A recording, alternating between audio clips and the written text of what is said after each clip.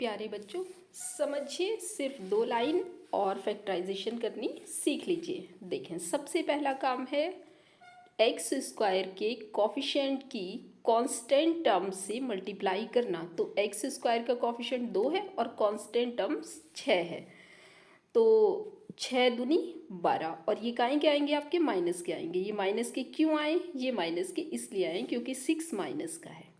अब आप ये कीजिए कि 12 यानी 12 के पॉसिबल फैक्टराइजेशन लिखिए। तो एक पॉसिबल पेयर इसका हो सकता है 12 इकन 12, एक हो सकता है 6 दूनी 12 और एक हो सकता है 4 तिया 12। और इसके अलावा इसके कोई भी पॉसिबल पेयर ऐसे नहीं हैं जिनको मल्टीप्लाई करके 12 आ जाए। अब समझिए आप ध्यान से देखें, चूंकि 12 माइनस का है, जिसको हमने फैक्टराइज किया वो माइनस का है, इसलिए आपने ऐसा पेयर चूज करना है जिसको घटाकर 1 बन जाए। 1 क्यों बनाना है? क्योंकि मिडिल टर्म में जो x है उसका कोफिशिएंट 1 है, तो हमें क्या बनाना है? 1 बनाना है। तो अब आप समझ सकते हैं, 12 में से 1 गया तो 1 नहीं बचता, 6 में से 2 गया तो भी 1 नहीं बचता, यानी ये दोनों पेयर हमारे काम के नहीं है। तो हमारे काम का है ये वाला पेयर, ये पेयर हमारे काम का है। इस पेयर को हम यूज़ करने वाले हैं, इसको हमने दायरे में बंद कर लिया। 4 में से 3 गया तो 1 बचता है ना। अब 4 और 3 के निशान फिक्स करना सीखिए, जो सबसे ज़्यादा प्रॉब्लम बच्चों को देता है। चूंकि ये जो 1 है ये प्लस का है, इसलिए आप इनमें से बड़े वाले के साथ प्लस लगा लीजिए, ठीक है। अब जो बच गया उसके साथ आप माइनस लगा दीजिए। अब हमने कहा था ना आपको कि घटा के बताना है, 1 जो बनाना है वो घटाकर बनाना है। तो ऑब्वियसली जब एक प्लस का है एक माइनस का है तो घटाना ही होता है ना इनको। तो इससे पता चला कि हम इनको घटा के 1 बना रहे हैं, ठीक है ना। तो हमने इनको घटा के 1 बना लिया है, इनके निशान हमने फिक्स कर लिए हैं।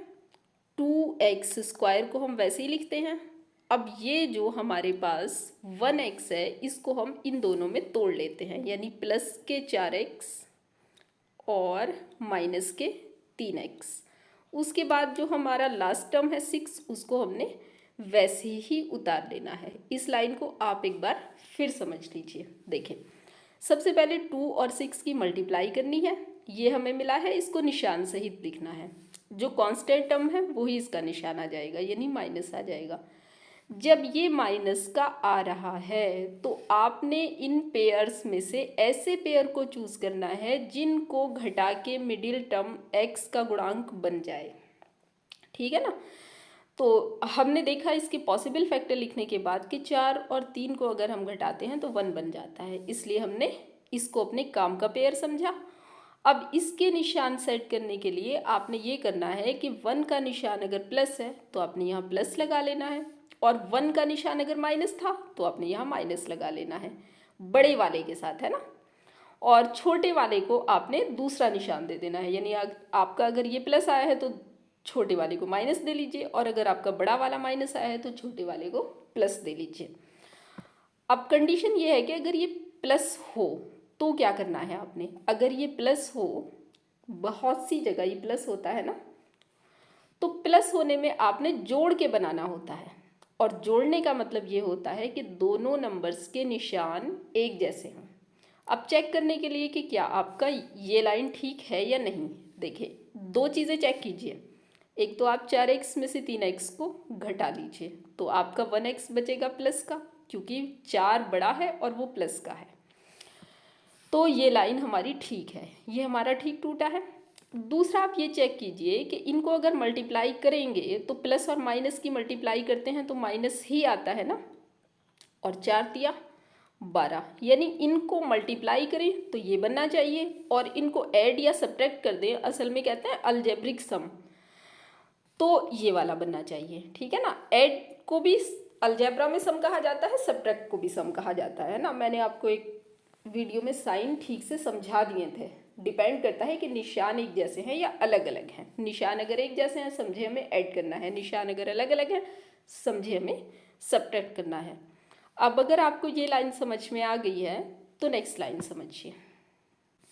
अब आपको ये करना है कि ये 4 टर्म आ गए हैं इस लाइन के अंदर, तो 4 टर्म में से इस स्टार्टिंग के 2 टर्म को आप अलग समझिए और एंड के 2 टर्म को आप अलग समझिए। दो दो टर्म में डिवाइड इसको कर लिया हमने, 2 टर्म का एक ग्रुप बनाया।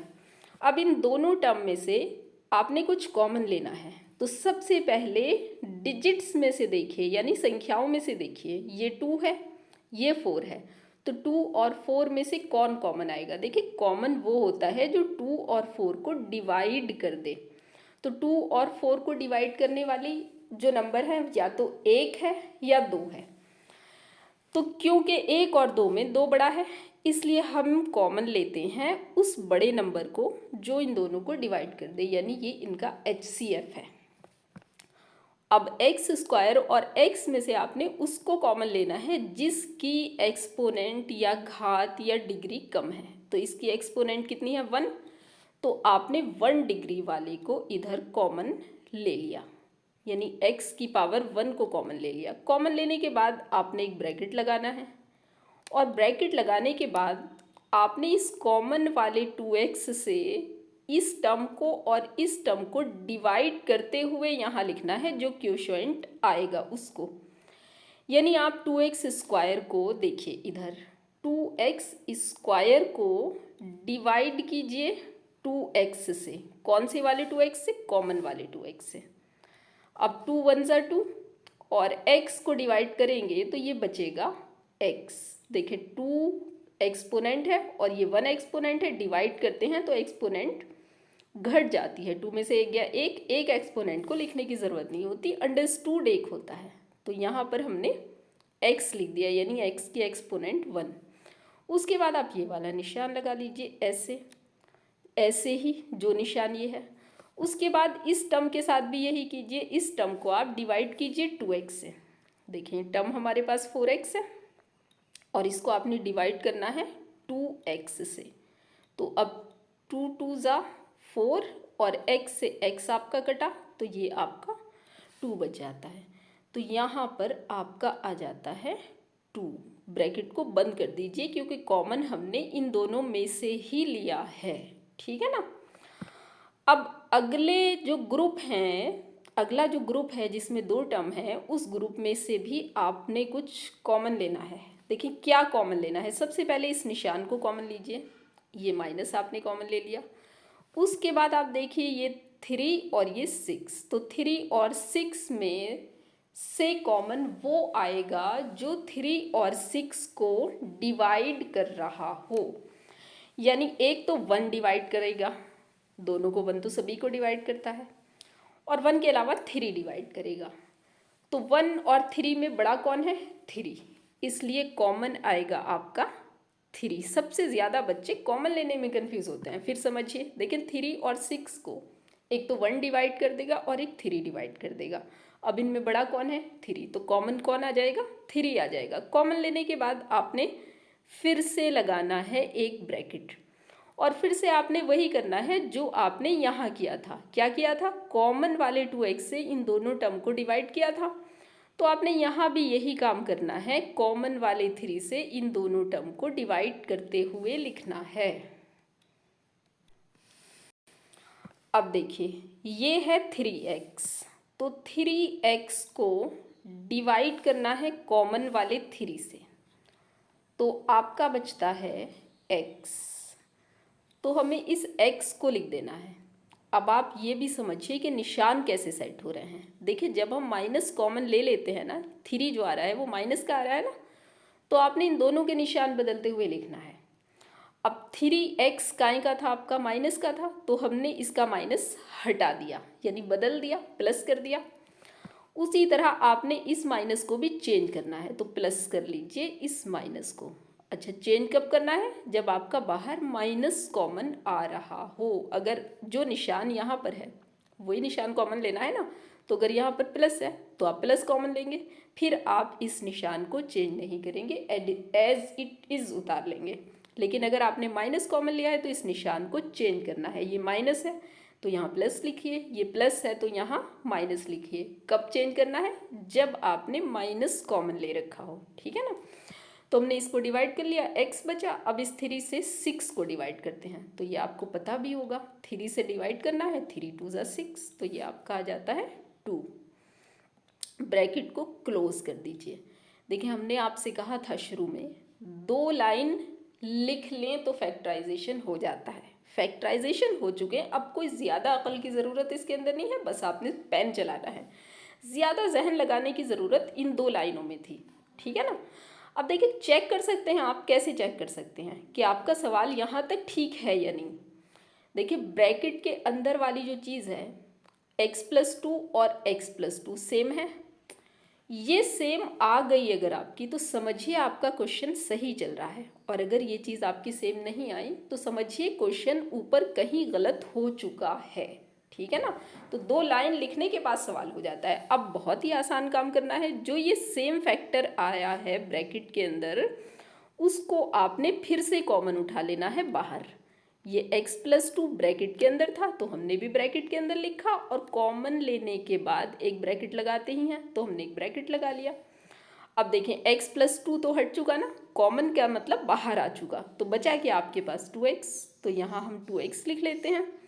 उसी तरह से यहाँ इसके साथ x+2 बाहर आ चुका, तो बचा क्या है आपका, ये माइनस बचा है, ये 3 बचा है, -3 कॉमन ले चुके, ब्रैकेट बंद कर चुके, फैक्टराइजेशन हो चुके हैं। अब इस फैक्टराइजेशन से, क्योंकि हमारा क्वेश्चन की डायरेक्शन क्या थी, रूट निकालिए, तो हम इनसे अब रूट निकालते हैं, वो सवाल का आंसर होगा। देखिए बच्चों, रूट क्या होता है? रूट यानी x की वैल्यू। तो हमने पिछले क्वेश्चन में आपको एक सवाल पूछा था, ज़्यादातर बच्चों को याद होता है आगे क्या करना है, इफ़ लिखना है और इसको 0 के बराबर इक्वेट कर देना है।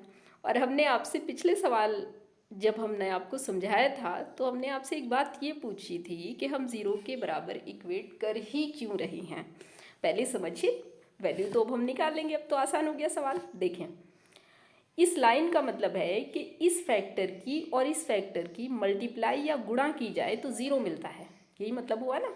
अब आप सोचिए कि अगर आप 5 को 2 से मल्टीप्लाई करें तो आपको कितना मिलेगा, 10। लेकिन अगर आप 5 की जगह 0 कर दें और 2 को 2 रखें तो आपको 0 मिलेगा, या आप 5 को 5 रखें 2 की जगह 0 कर दें तो भी आपको 0 मिलेगा। पता ये चला कि 2 नंबर का प्रोडक्ट 0 कब होता है, जब उनमें से कोई एक नंबर 0 हो जाए। तो इसलिए हमने क्या किया, इस लाइन का मतलब था कि इस फैक्टर और इस फैक्टर की मल्टीप्लाई करें तो 0 आएगा। इसका मतलब ये है कि या तो ये वाला 0 है या फिर ये वाला 0 है। तो इसीलिए हम लिखते हैं इफ़ यानी अगर, यदि। तो अगर ये वाला 0 है, ये मान के चलें तो x हमें यहाँ से मिलता है, 2 को राइट साइड लेके जाएंगे, -2 मिल जाएगा। उसी तरह से फिर से इफ़ लिखते हैं और उसके बाद हम इस वाले फैक्टर को 0 के बराबर इक्वेट कर देते हैं, 2x - 3 = 0। तो आप में से ज़्यादातर को पता है कि x = 3/2 आ जाता है, ठीक है ना। ये छोटी छोटी कैलकुलेशन मैं आपको लीनियर इक्वेशन के चैप्टर में समझा चुकी हूँ, यहाँ मैं आपको इसीलिए जल्दी जल्दी करके दिखा देती हूँ। क्वेश्चन का हमारा आंसर ये आया है, x = -2, ये रूट आए हैं, और x = 3/2। हमने आपको शुरू में बताया था क्वाड्रेटिक यानी द्विघात समीकरण के रूट भी कितने आते हैं, 2 आते हैं। जितनी डिग्री होती है, मैक्सिमम डिग्री होती है किसी इक्वेशन की, उतने ही रूट आते हैं उसके। मुझे लगता है आपको फैक्टराइजेशन करना समझ में आ गया होगा। अगर आपका अभी भी कोई कन्फ्यूज़न है तो आप मुझे कमेंट करके पूछ सकते हैं, आपको आपकी प्रॉब्लम का सॉल्यूशन ज़रूर मिलेगा। मैं हूँ आप सबकी टीचर फातिमा।